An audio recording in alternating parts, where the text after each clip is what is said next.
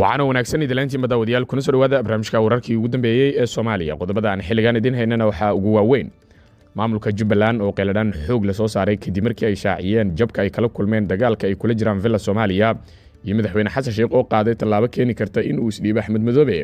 dowladda federaalka oo warar rasmi ah ka soo saartay xogta ku saabsan in deegaanada Puntland lagu dilay Ethiopian badan kadib warar ay baahiyeen warbaahinta Ethiopia maxay dowladda federaalka ku sheegtay war ay arintaasi ka soo saartay wararka kale waxa kamid ah mucaaradka oo walaa xoog la ka muujinaya tallaabooyinka uu madaxweyne Xasan Sheekh u sii qaadayo doorashada tooska ah kadib xogo hoose oo ay heleen mucaaradku iyo Ruushka oo ballanqaad culus u sameeyay Soomaaliya xilli Mareykanka uu joojiyay dhaqaalihii uu siin jiray Soomaaliya qodobadaasi ayaan ku faahfaahin doonaa barnaamijkeena insha Allah fadlan daawade muuqaalka like saar sidoo kale si share gareey la sii wadaag saaxiibada kale ee kugu jira baraha bulshada mahadsanidin aynu ku bilowno wararkeena maamul goboleedka Jubbaland ayaa qeeladaan xoog la ka soo saaray dagaalka ay kula jiraan dowladda federaalka ah ee Soomaaliya iyada oo dagaalka ama khilaafka labada dhinac uu yahay mid markaa xoogeystay isla markaana gaaray heerkii ugu xumaa duqa magaalada Kismaayo oo warbaahinta kula hadlay magaaladaas ayaa waxa uu sheegay in xaalad adag maamulka Jubbaland uu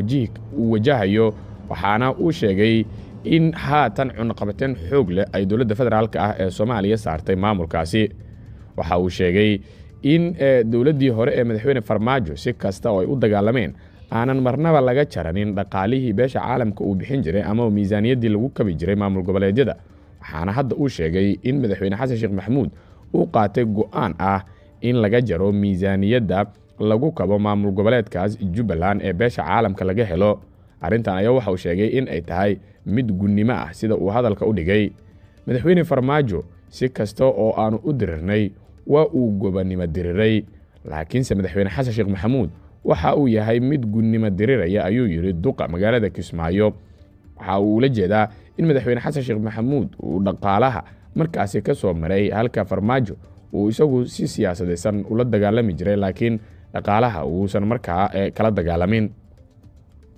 maamul goboleedka Jubbaland ayaa waxa hadda saaran xayiraado dhinacyo kala duwan iyada oo magaalooyin doolow ay ka mid tahay xayiraad muddo bil ka badan ah ay saaran tahay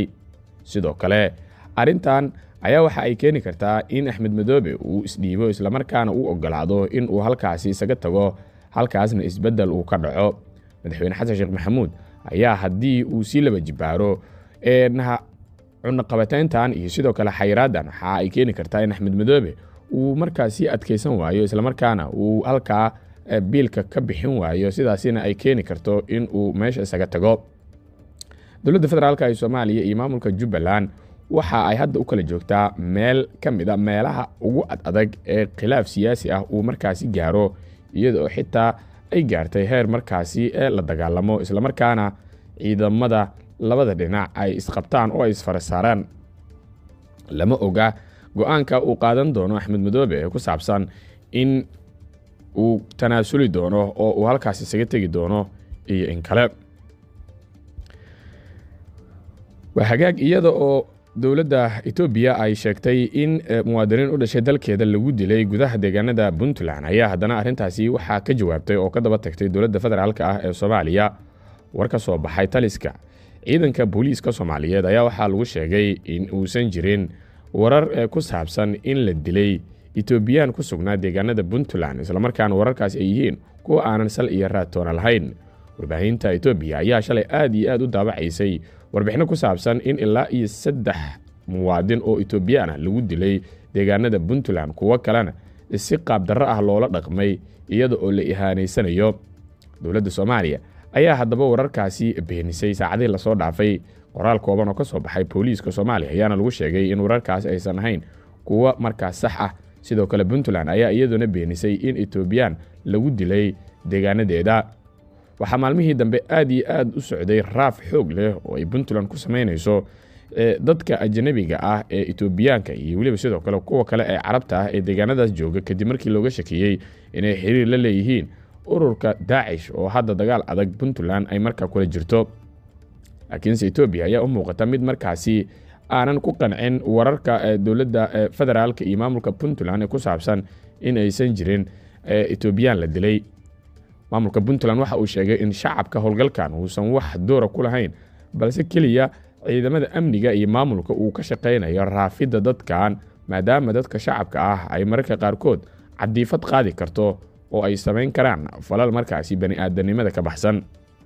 si kastaba ha ahaatee dowladda Itoobiya iyo midda Soomaaliya ayaa xiriirkooda u dhawaan dib u soo laabtay inkastoo Itoobiya dadka ay ku dishay waddankeena iyada oo waliba markaasi dalkeeda aanan la joogin uu yahay markaasi tira aanan marnaba la sheegi karin oo cidi aysan qiyaasi karin. dhinaca kale mucaaradka walaacooda waa uu sii kordhayaa iyaga oo helaya xogo la xiriira in madaxweyne xasan sheekh maxamuud uu mar waliba uu doonayo in uu qabto doorasho toos ah oo qof iyo cod ah ama inuu xukunka sii joogo. walaaca mucaaradka ayaa waxa uu yahay mid markaasi sii taraya waxaana ay uga sii daraysaa mararka qaar oo macnaha siyaasiyiinta muxaafadka ah ay qaadaan tallaabooyin ka mid noqon kara ama tallaabooyin hore u sii wadi kara qorshaha madaxweyne xasan sheekh maxamuud ee doorasho qof iyo cod ah. madaxweyne xasan sheekh maxamuud xisbigiisa shalay waxa uu heshiis la soo gaaray xisbiga talada dalka Turkiga haya taas oo keentay walaac kale oo hor leh oo mucaaradku markaasi ay sii dareemayaan. ugu dambeyntii dowladda Ruushka ayaa ku dhawaaqday ballanqaad culus oo ay u sameysay Soomaaliya kadib wadahadal ka dhacay magaalada Moscow ee caasimadda waddanka Ruushka. wadahadalka oo ahaa mid xasaasi ah ayaa waxa uu dhex maray gudoomiyaha hay'adda maareynta musiibooyinka ee Sodma waxaana Ruushku u sheegay in si degdeg ah uu markaasi u caawin doono Soomaaliya dhinaca bini'aadanimadana uu kaalin weyn ka siin doono. warka Ruushka iyo heshiiskan iyo ballanqaadkanba waxa uu ku soo aadayaa iyada oo Mareykanka hay'adeeda weyn ee USAID ay joojisay gargaarkii iyo kaalmadii ay siin jirtay wadamo badan oo Soomaaliya ay markaa ku jirto.